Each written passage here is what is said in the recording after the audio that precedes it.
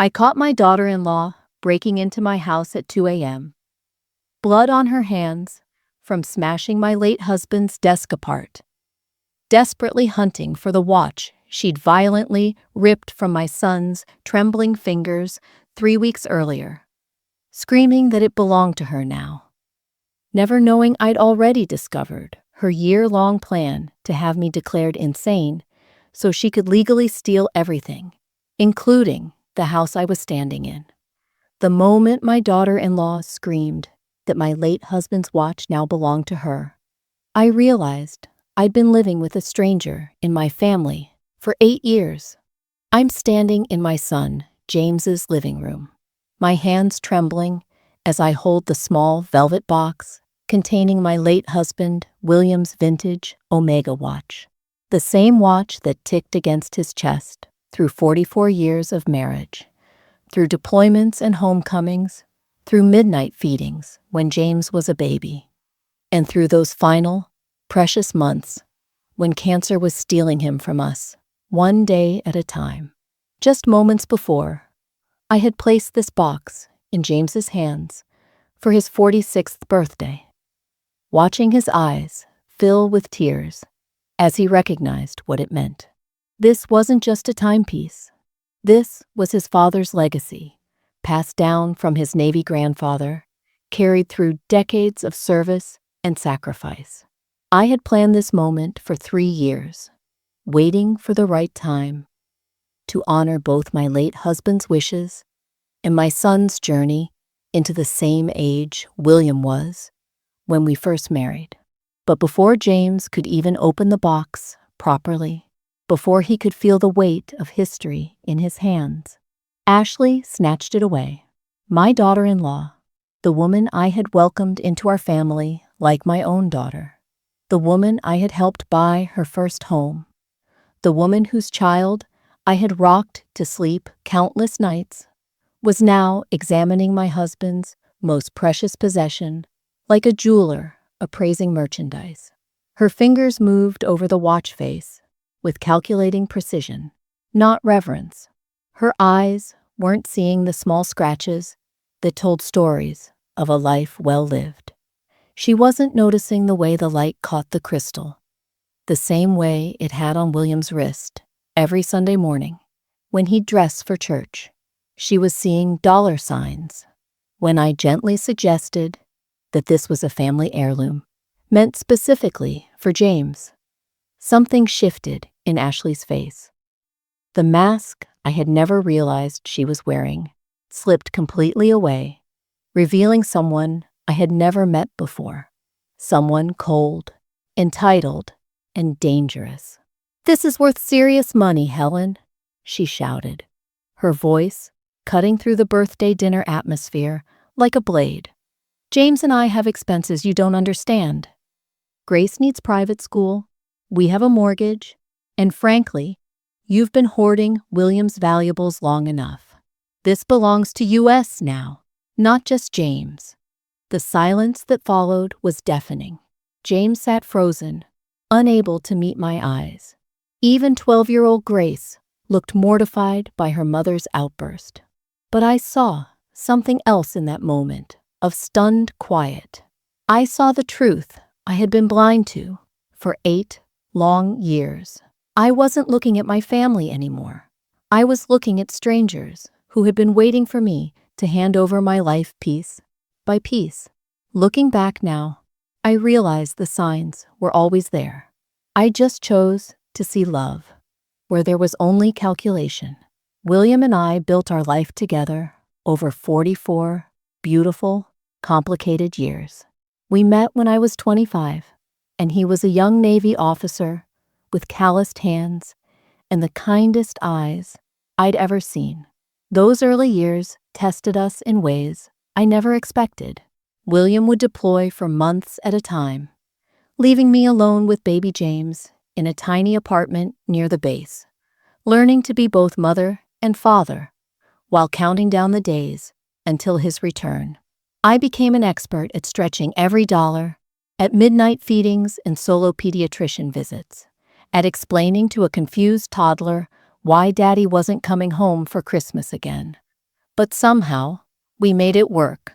Love has a way of filling the empty spaces that life carves out of you. When William finally retired from active duty, we settled into civilian life with James, now 8 years old, and finally getting to know his father as more than a photograph on the mantelpiece. William took a job at the post office, and I worked at the county library. We weren't wealthy, but we were rich in all the ways that mattered. Sunday dinners, family vacations to the lake, helping James with homework at the kitchen table, while William's watch ticked steadily on his wrist. That watch was William's most treasured possession. His grandfather had worn it through World War II, his father through Korea, and William through 2 tours in Vietnam. It wasn't the most expensive timepiece in the world, but it carried the weight of 3 generations of service, sacrifice, and survival. William would wind it every morning, a ritual as sacred as prayer, and I knew that someday it would find its way to James's wrist. When James brought Ashley home 8 years ago, I was over the moon. My son had found love with a smart, ambitious real estate agent who seemed to light up every room she entered. She was everything I thought James needed. Confident where he was reserved, outgoing where he was introspective, driven where he was content. I threw myself into welcoming her into our family. When they got engaged, I insisted on helping with the wedding costs, despite William's gentle protests about our retirement savings. When they bought their first house, I contributed to the down payment without hesitation. When Grace was born, I became the grandmother who showed up with casseroles and stayed to fold laundry so Ashley could rest. After William's cancer diagnosis 3 years ago, Ashley seemed to become even more attentive. She would ask detailed questions about his treatments, about our finances, about our insurance coverage. I thought she was being caring, making sure we had everything we needed during such a difficult time. I was so grateful for her support during those final months when William grew weaker and the watch felt too heavy for his thin wrist. She would sit with him while I ran errands, listening to his stories about the Navy, about his grandfather, about the watch that had kept time through so much history. What I didn't realize was that she wasn't just listening to his stories. She was cataloging our assets, calculating their worth, and planning for a future that didn't include me having any say in my own legacy. The woman I had loved like a daughter had been studying me like prey. The birthday dinner started like so many others we'd shared over the years. I arrived at James and Ashley's house carrying homemade lasagna and a chocolate cake, the same recipe I'd been making for James's birthday since he was 5 years old. Grace ran to greet me at the door, her 12-year-old arms wrapping around my waist with the kind of genuine affection that made my heart sing. "Grandma Helen, did you bring the cake with the extra frosting roses?" she asked, her eyes sparkling with excitement. "Of course, sweetheart," I laughed, kissing the top of her head. "I wouldn't dare show up without them." Ashley appeared in the doorway, perfectly put together as always, her smile bright and welcoming.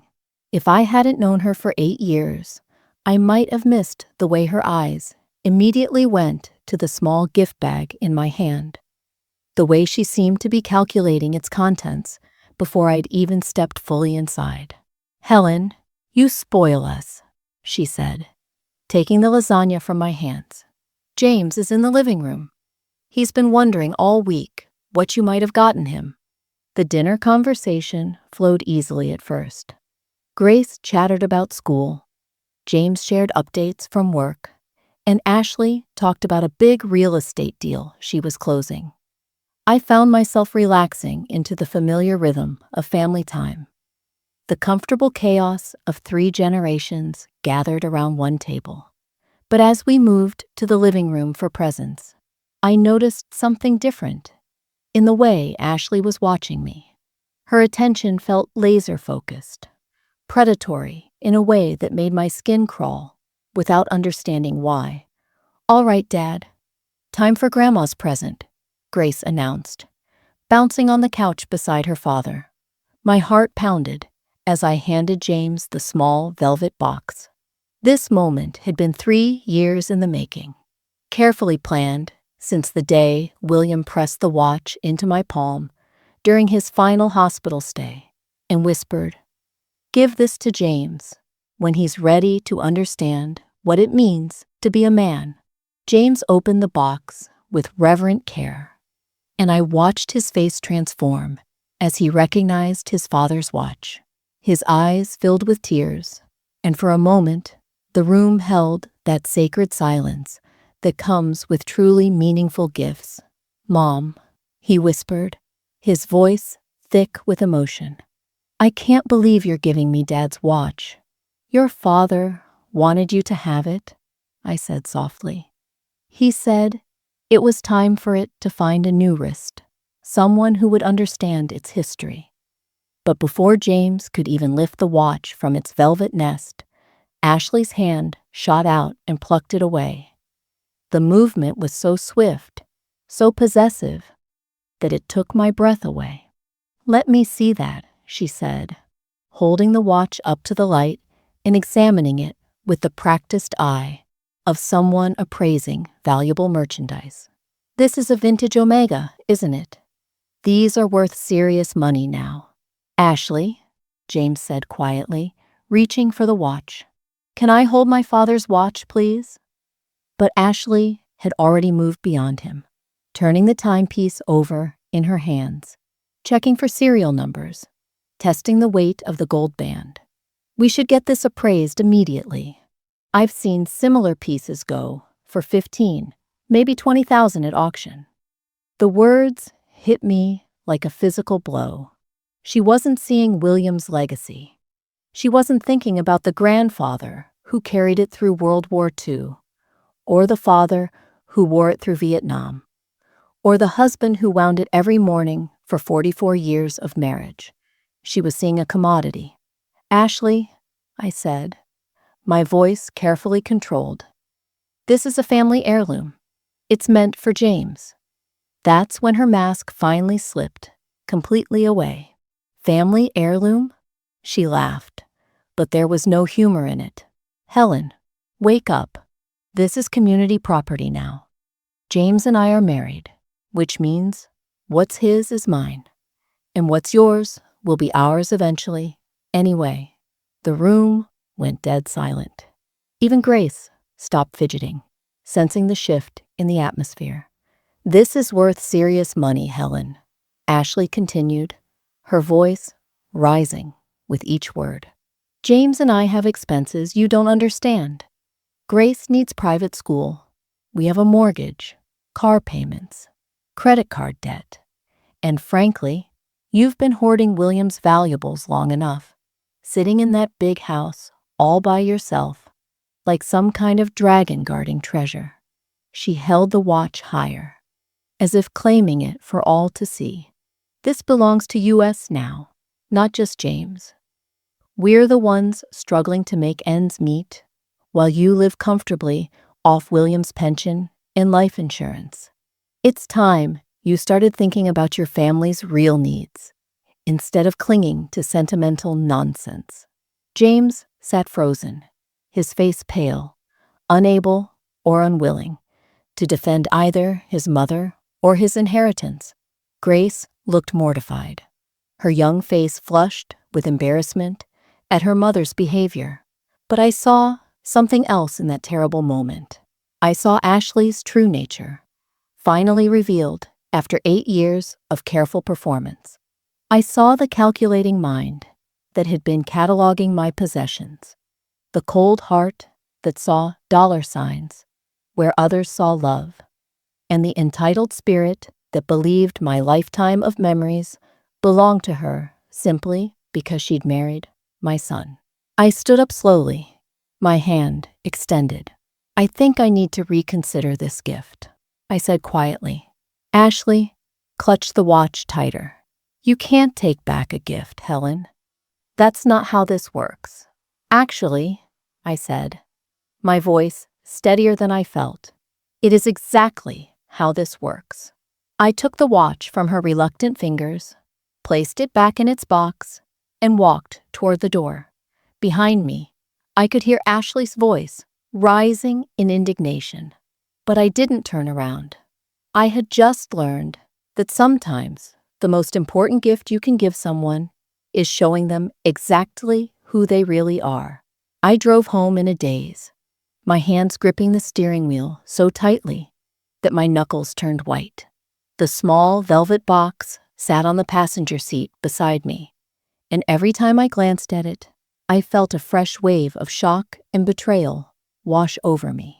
The 15-minute drive felt like hours, each traffic light giving me more time to replay Ashley's words, to see again the cold calculation in her eyes as she examined William's watch like a piece of merchandise. By the time I pulled into my driveway, the full weight of what had just happened was beginning to settle into my bones. I sat in the car for several minutes, staring at the house William and I had called home for 32 years, suddenly seeing it through Ashley's eyes. Not as the repository of a lifetime of memories, but as an asset, a collection of valuable items just waiting to be claimed. Inside, I went straight to William's study, the room I'd barely touched since his death 3 years ago. Everything was exactly as he'd left it. His reading glasses folded on the desk, his favorite coffee mug still sitting beside a stack of unfinished crossword puzzles, his Navy service photos arranged on the bookshelf like a timeline of honor and sacrifice. I sank into his old leather chair and opened the velvet box, holding the watch up to the lamplight. The gold caught the glow, and for a moment, I could almost see William's wrist beneath it, could almost hear the steady tick that had been the soundtrack to our marriage. "Oh, William," I whispered to the empty room. "How did I miss this? How was I so blind?" The tears came then, hot and angry and full of a grief I thought I'd already processed. But this was different. This wasn't mourning the loss of my husband. This was mourning the loss of my illusions about the family I thought I still had. I began to replay moments from the past 8 years, seeing them now through this new, harsh lens. Ashley's interested questions about our insurance policies when William was sick. Her casual comments about how big our house was for just 2 people. The way she'd catalog every gift I brought to Grace, always asking where I'd bought things, how much they'd cost. There was the time she'd offered to help me organize William's belongings after he died, insisting we should donate clothes that were just taking up space. I'd been grateful for her help then, touched by what I thought was her caring nature. Now I realized she'd been conducting an inventory. I remembered the day she'd suggested I might be happier in a more manageable living situation, perhaps a nice senior community where I wouldn't have to worry about home maintenance. She'd even brought brochures, had clearly researched options in advance. At the time, I dismissed it as premature but well-intentioned advice. Now I understood it as something far more sinister. The most painful memory was from William's funeral, as people filled our house afterward, bringing casseroles and condolences. I'd overheard Ashley talking to her sister in the kitchen. "The house alone is probably worth $400,000, she'd said quietly. "Plus, there's the life insurance, his pension, and all those antiques Helen's been collecting for decades." I'd assumed she was simply processing our financial security during a difficult time. Now I realized she'd been calculating her future inheritance. My phone buzzed with a text from James. "Mom, can we talk?" Ashley didn't mean what she said. But as I sat in William's chair, surrounded by the physical remnants of our life together. I knew that Ashley had meant every word. The question wasn't whether she'd revealed her true nature tonight. The question was how long she'd been hiding it, and what else she'd been planning while wearing the mask of a loving daughter-in-law. I remembered William's words from his hospital bed, spoken during one of his clearer moments near the end. "Helen, be careful who you trust with our legacy. Not everyone who smiles at you has your best interests at heart. Some people see kindness as weakness, and generosity as an opportunity." At the time, I'd thought he was rambling, his mind affected by the pain medication. Now I wondered if he'd seen something in Ashley that I'd been too trusting to recognize. I set the watch on his desk and looked around the study one more time. Tomorrow, I would start asking the hard questions I should have been asking all along. Tonight, I would sit with the truth that sometimes the people who hurt you most are the ones you've loved most freely. I barely slept that night, and by 7 in the morning, I was already dialing my estate attorney's office. Diana Ross had handled William's will and our estate planning for over 15 years, and her secretary knew to put me through immediately when I called. "Helen," Diana's warm voice came through the phone. "How are you holding up, dear? I know these anniversaries can be difficult. Diana, I need to ask you something, and I need you to be completely honest with me," I said, my voice still shaky from the sleepless night. "Has anyone from my family contacted your office about my estate or William's possessions?" There was a pause that lasted just a beat too long. "Helen, I think we should meet in person. Can you come in this morning?" 2 hours later, I sat across from Diana in her office, watching her face carefully as she pulled out a thick file folder. Her expression was grave, and I felt my stomach drop even before she began speaking. "Helen, I debated whether to tell you about this, but given your call this morning, I think you need to know." She opened the folder and pulled out several pages of handwritten notes. 6 months ago, Ashley contacted our office. She claimed she was calling on your behalf, said you were having some memory issues, and asked her to help with family financial planning. My breath caught in my throat. "Memory issues?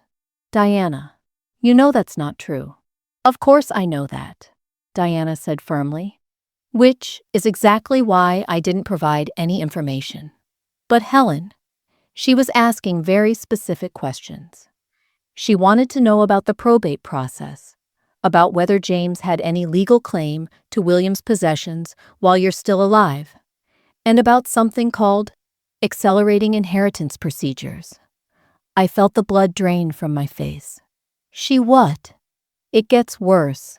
Diana pulled out more papers. "After that call, I had my assistant do some discreet research. Ashley has been quite busy. She's created at least 3 fake social media profiles using slight variations of her name. She's used these profiles to connect with your neighbors, your former colleagues from the library, even some of William's old Navy buddies." Diana handed me printouts of Facebook conversations that made my skin crawl.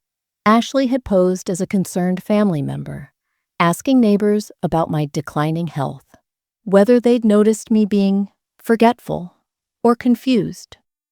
She'd even asked Mrs. Patterson next door about the security system on my house and whether I kept valuables in a safe. "She's been building a case," Diana said quietly, "creating a paper trail to suggest you're not mentally competent to manage your own affairs." I stared at the evidence in horror. "But why? What would be the point?" "Guardianship," Diana said simply. "If she could convince a court that you're mentally incapacitated, James could petition to become your legal guardian. That would give them control over all your assets, your house, your finances, everything." The room seemed to spin around me. How long has she been planning this? Based on what I'm seeing here, at least a year, maybe longer. Diana reached into the folder again and pulled out another document. But Helen, there's something else, something that might actually work in your favor. She handed me a sealed envelope with my name written in William's familiar handwriting. Do you remember when William came to update his will during his final illness? He left this envelope with specific instructions that it should only be opened if there were ever questions about his intentions regarding his personal belongings. With trembling fingers, I broke the seal and unfolded several pages of William's careful script. The first page was dated just 2 months before he died. My dearest Helen, if you're reading this, it means someone is challenging your right to distribute my belongings as we discussed. I want you to know that every decision we made was deliberate and legally sound. More importantly, I want you to know that I saw things that worried me, especially regarding Ashley's behavior around our finances and possessions. I looked up at Diana, my eyes wide. He knew. Keep reading, she said gently. William's letter continued. I've documented several concerning incidents. The way Ashley inventoried our china cabinet when she thought no one was looking. Her questions about my Navy pension and life insurance policies. Her suggestion that we should put your name on James's house deed for tax purposes. I believe she has been planning to gain control of our assets for some time. The letter went on to detail a complete inventory of our valuable possessions, including the watch, with specific instructions about their distribution.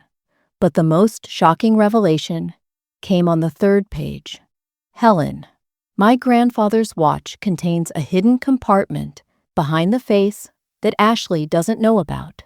Inside, you'll find the original Navy insignia that saved my grandfather's life in World War II, along with a letter I wrote to James about honor, integrity, and recognizing those who would exploit family bonds for personal gain.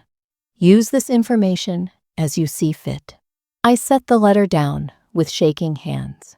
Diana, she's been planning to steal everything, not just inherit it eventually, but actually steal it while I'm still alive. It appears so, Diana said grimly. But Helen, William was very thorough. This documentation, combined with what I've discovered about Ashley's recent activities, gives us significant legal protection. More than that, it gives us leverage. For the first time since the birthday dinner disaster, I felt something other than shock and betrayal. I felt anger, clean, pure, righteous anger at the woman who had pretended to love my family while systematically planning to rob us blind. Diana, I said, my voice steadier than it had been in hours, I think it's time to show Ashley exactly what happens when you underestimate a woman whose husband spent 44 years teaching her about strategy and preparation. Diana smiled for the first time since I'd arrived. Now you're talking. Let's give this gold digger a lesson she'll never forget. Over the next week, Diana and I developed a strategy that would have made William proud. My late husband had always been a chess player, thinking 3 moves ahead, and I was finally learning to play the game myself. The key, Diana explained during our second meeting, is to let Ashley believe she's winning while we gather everything we need to expose her completely. First, we needed documentation of Ashley's deceptive behavior. Diana had already collected evidence of the fake social media profiles, but we needed more. I began recording every phone conversation with Ashley and James, something that was perfectly legal in our state, as long as one party consented. The recordings would prove invaluable later. I also started a detailed journal, documenting every interaction, every comment Ashley had made about money or inheritance, every time she'd shown inappropriate interest in my possessions. Writing it all down revealed a pattern so clear and calculating that I wondered how I'd missed it for so long. Meanwhile, I began the delicate process of securing my assets without alerting Ashley to what I was doing. Diana helped me move my most valuable items to a safety deposit box, replacing them with convincing replicas when possible. The real china, William's metal collection, my grandmother's jewelry, all of it disappeared into secure storage, while identical-looking pieces remained on display. The most important task was examining William's watch. Following his letter's instructions, Diana and I carefully opened the hidden compartment behind the face. Inside, just as William had promised, was his grandfather's original Navy insignia and a sealed letter addressed to James. The letter, dated just weeks before William's death, was devastating in its clarity and love. "My son," it began, "if you're reading this, it means your mother has given you my grandfather's watch, and someone has challenged her right to do so. I want you to understand that this watch represents more than time or money. It represents the values that 3 generations of men in our family have died to protect: honor, integrity, and the strength to stand up to those who would exploit the bonds of family for personal gain." The letter went on to detail specific concerns about Ashley's behavior and ended with a request that would prove crucial to our plan. "I ask that you remember that your mother's love and generosity are not weaknesses to be exploited, and that true family protects each other rather than preying upon each other." But perhaps the most brilliant part of our strategy was Diana's suggestion to create a trust fund for Grace's education. This would serve multiple purposes. It would protect my assets from Ashley's schemes, ensure Grace's future, and provide the perfect vehicle for revealing Ashley's true nature to James and the rest of the family. "We'll set it up so that Ashley and James are initially named as trustees," Diana explained. "Then, when Ashley inevitably reveals her intentions, we'll have legal grounds to remove them and expose her behavior to everyone who matters." The final piece of our plan was the most emotionally difficult. I would have to pretend, for just a little while longer, that I was still the naive, generous mother-in-law that Ashley thought she could manipulate. "Can you do it, Helen?" Diana asked. "Can you smile and play along while we set the trap?" I thought about William's watch, about the legacy he'd entrusted to me, about Grace's innocent face at that terrible birthday dinner. "Yes," I said firmly, "I can do whatever it takes to protect what really matters." 3 weeks after the birthday dinner disaster, I called James and suggested we have a family meeting to work things out properly. I kept my voice carefully neutral, even apologetic, as I explained that I'd been thinking about Ashley's concerns and wanted to make sure everyone felt heard and respected. "I realize I may have been too sentimental about your father's belongings," I told James over the phone, hating every word, but knowing it was necessary. "Ashley is right that you have real financial pressures I don't fully understand.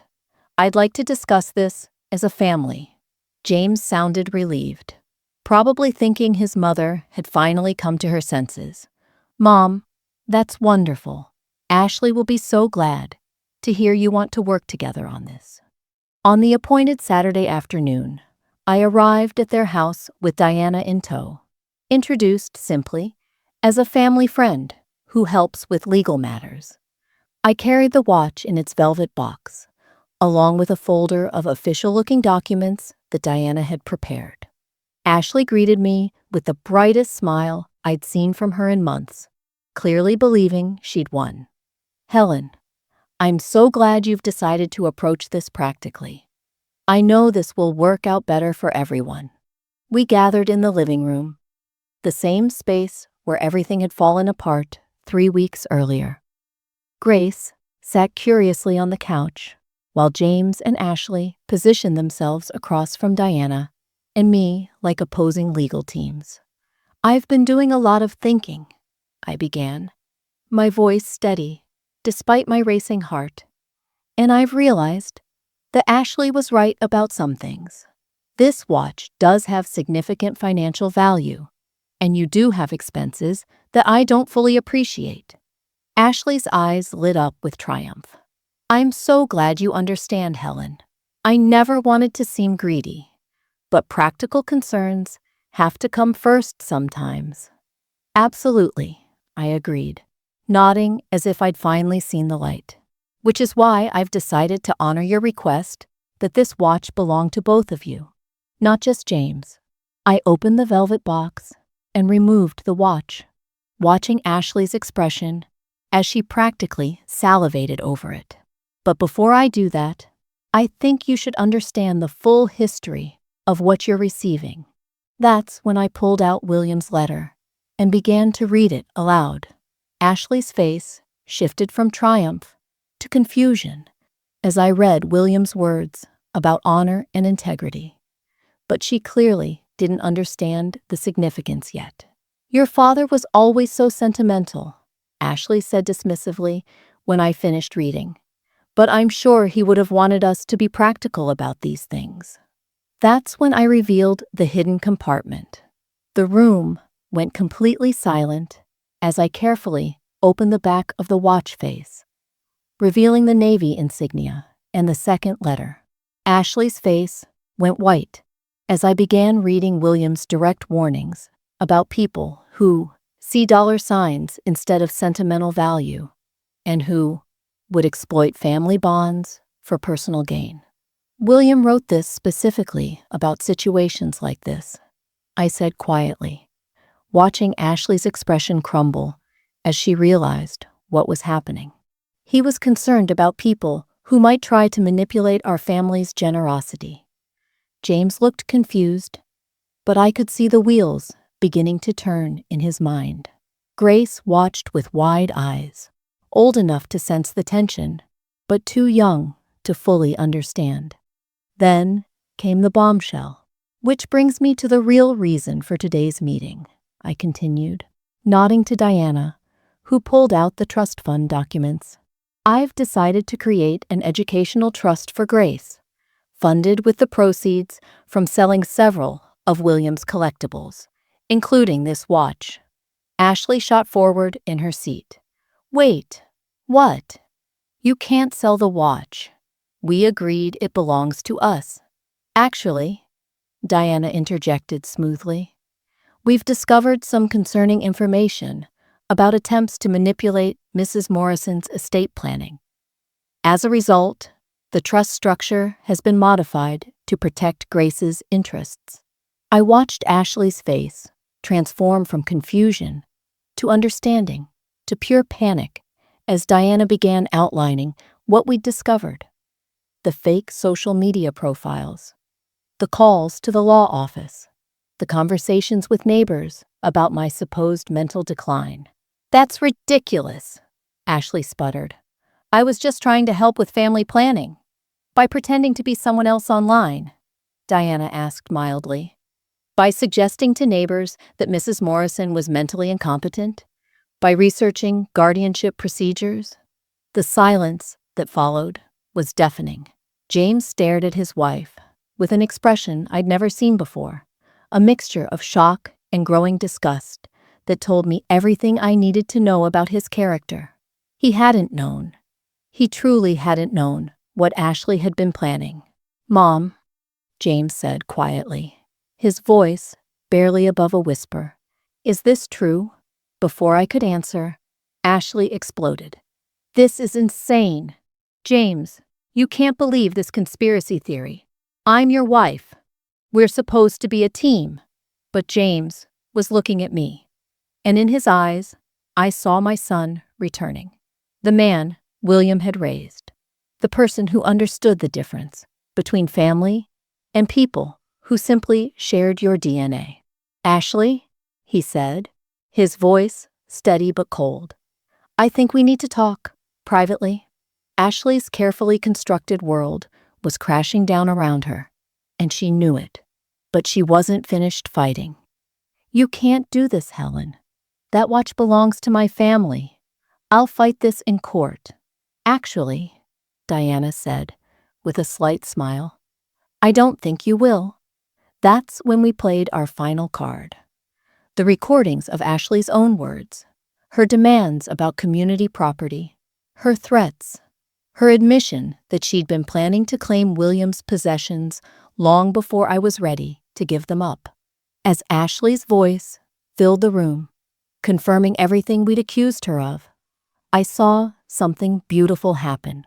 James reached for my hand, and Grace moved closer to my side. My real family was still intact. The pretender had finally been exposed. The immediate aftermath of our family meeting was unlike anything I could have prepared for. Ashley sat in stunned silence for exactly 30 seconds after hearing her own recorded voice demanding ownership of William's watch. Then she erupted like a volcano that had been building pressure for years. "This is entrapment," she screamed, jumping to her feet and pointing an accusing finger at Diana. "You can't record people without their permission. This will never hold up in court." Diana remained perfectly calm, consulting her notes with professional detachment. Actually, in this state, recording is legal as long as one party consents. Mrs. Morrison was well within her rights. "James," Ashley whirled toward her husband, her face flushed with desperation. "You can't let them do this to us, to our family. Everything I did was for you, for Grace, for our future." But James had moved away from his wife, physically distancing himself, as if he could no longer bear to be near her. His face was pale, his hands shaking slightly as he processed the magnitude of his wife's deception. "Our future," he repeated quietly. "Ashley, you were planning to have my mother declared mentally incompetent. You were going to steal her house, her belongings, everything my father worked his entire life to build." "I wasn't stealing anything." Ashley's voice cracked with hysteria. "It's called inheritance planning.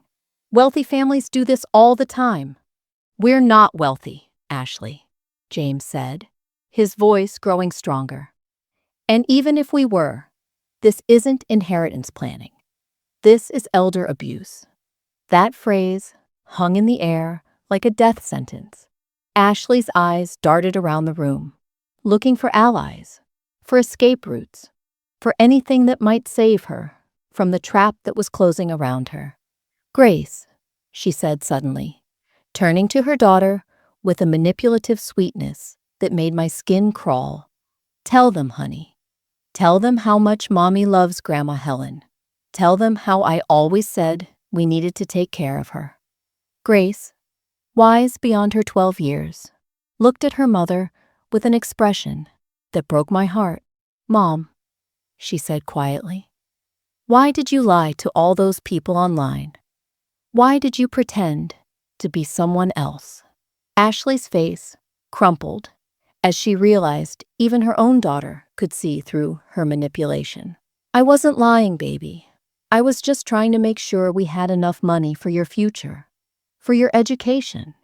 "But Grandma Helen was already going to help with that," Grace said, confusion clear in her young voice. "She always helps us." The simple truth from a child's mouth seemed to hit Ashley harder than all of Diana's legal documentation. She collapsed back into her chair, but I could see her mind racing, calculating new angles, new strategies. Over the next 2 weeks, Ashley launched a desperate campaign to salvage her position. First came the phone calls at all hours, alternately pleading and threatening. Then, the fake medical emergency that required James to rush home from work, only to find Ashley perfectly healthy, but claiming she was having panic attacks from all the stress. The manipulation attempts grew increasingly desperate. Ashley claimed she was pregnant, producing a positive test that Diana's investigation quickly revealed she'd purchased online. She threatened to move across the country with Grace, claiming I was poisoning her daughter against her. She even attempted to file paperwork claiming I was mentally unfit, a move that backfired spectacularly when the court-appointed evaluator found me completely competent and discovered Ashley's fraudulent documentation. But the final confrontation came on a Tuesday evening when I was having dinner with my neighbor, Ruth. I returned home to find my front door standing open and Ashley in my living room, frantically searching through William's desk. "Looking for something?" I asked calmly from the doorway. Ashley spun around, her face wild with desperation. "Where is it, Helen?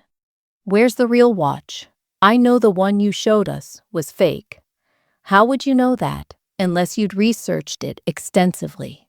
I replied, pulling out my phone to dial 911. "Don't you dare call the police." Ashley lunged toward me, but I'd already stepped back onto the porch where Ruth was waiting with her own phone ready. "Actually, Ashley, they're already on their way," Ruth said cheerfully. "Amazing how quickly they respond when you tell them someone's breaking into an elderly woman's home." The security cameras Diana had installed captured everything. Ashley using James's key to enter my house, her systematic search through my belongings, her attempt to physically intimidate me when caught. The footage would later prove crucial in the restraining order proceedings. As the police led Ashley away in handcuffs, she turned back to scream one final threat. "This isn't over, Helen. You haven't won anything. I'll make sure you never see Grace again." But looking at James's horrified face as he watched his wife being arrested for breaking into his mother's home, I knew Ashley was wrong. It was over, and I had won something far more valuable than money or possessions. I had won back my son's respect and my granddaughter's future. I had protected William's legacy from someone who would have sold it piece by piece without understanding its true value. Most importantly, I had learned that sometimes the most loving thing you can do for your family is refuse to let them be destroyed by someone who wears the mask of belonging while harboring the heart of a predator. 6 months later, I'm sitting on the wraparound porch of my cottage by the ocean, watching Grace carefully wind her grandfather's watch under my patient guidance. The early morning sun catches the gold band just as it used to on William's wrist all those years ago, and I can almost hear his approving chuckle on the salt-tinged breeze. "Remember, sweetheart," I tell her, "it's not about how tight you make it. It's about feeling the rhythm, understanding that this watch has been keeping time for 3 generations of our family." Grace nods seriously, her 12-year-old hands steady and reverent as she performs this weekly ritual. She's been spending every weekend with me since the divorce was finalized, and I've watched her transform from a confused child caught between warring parents into a confident young woman who understands the difference between true value and mere price tags. James arrives just as we finish the watch-winding ceremony, carrying coffee for me and hot chocolate for Grace. My son looks younger somehow, as if the weight of Ashley's manipulation has been lifted from his shoulders. The divorce was swift once her criminal charges were filed. Breaking and entering, elder abuse, fraud. The list of Ashley's crimes provided James with more than enough grounds for sole custody. "Any word from the lawyer about the restitution?" I ask, as he settles into the porch swing beside me. "Ashley's been ordered to pay back the money she embezzled from Grace's college fund," he says, his voice steady but tired. "It'll take years, but at least it's something." It turns out Ashley's financial manipulation went far deeper than any of us had realized. She'd been secretly draining Grace's college savings, using the money to fund her luxury purchases while claiming the family was struggling financially. The discovery had been the final nail in the coffin of their marriage. "Dad," Grace says, looking up from the watch, "why didn't you know what Mom was doing?" It's a question she's asked before, and James always answers with the same gentle honesty. "Because I wanted to see the best in her, sweetheart." Sometimes when we love someone, we ignore warning signs we should have noticed. But that's on me, not on you. Diana has become more than just our attorney. She's become a trusted family friend who joins us for Sunday dinners and helps Grace with her homework. She's also been instrumental in setting up the educational trust that will ensure Grace's future, no matter what financial storms might come. The cottage itself has become a sanctuary. It's smaller than the house William and I shared, but it's filled with the things that truly matter.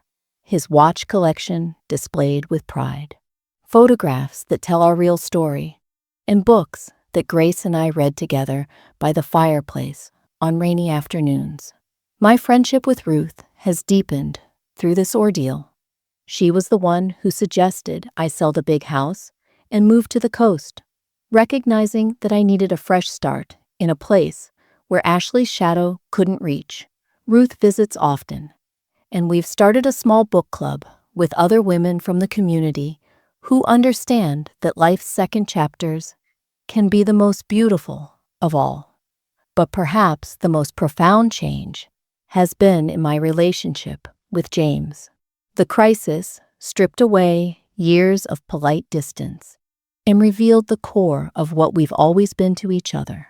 A mother and son who share not just blood, but values. He's learned to stand up for what's right, even when it's difficult. I've learned to trust my instincts about people, even when it means accepting painful truths. Grace has flourished in this environment of honesty and genuine love. She's started writing stories about brave grandmothers and magical watches, tales that make William's legacy live on in ways I never expected. Her teachers say she's more confident, more willing to speak up when something isn't right. As the sun climbs higher and Grace heads inside to work on her homework, James and I sit in comfortable silence, watching the waves roll endlessly toward shore. The watch ticks steadily on Grace's wrist, carrying time forward, just as it has for nearly a century. "Do you think Dad would be proud of how we handled everything?" James asks quietly. I think about William's letter, about his warnings and his wisdom, about the way he prepared for dangers he hoped would never come. "I think your father knew exactly what kind of man he'd raised and what kind of woman he'd married," I say. "He trusted us to protect what matters most." The ocean breeze carries the sound of Grace's laughter from inside the cottage, and I realize that William's greatest legacy isn't made of gold or memories. It's the strength he taught us to find in ourselves, the courage to fight for what's right, and the wisdom to know that sometimes the most generous thing you can do is refuse to let someone take advantage of your generosity. I've learned that family isn't just about who shares your blood or your name. It's about who stands with you when the storms come, who protects what you've built together, and who understands that some things are too precious to have a price tag. The watch will tick on, marking time for Grace and her children, and her children's children. But more than that, it will remind them that true wealth isn't measured in dollars and cents. It's measured in the integrity to do what's right, the strength to protect those you love, and the wisdom to recognize the difference between family and the people who would destroy it for their own gain. Sometimes the greatest victory isn't defeating your enemies. It's discovering that you were stronger than you ever knew, and that the people who truly matter will always find their way back to your side.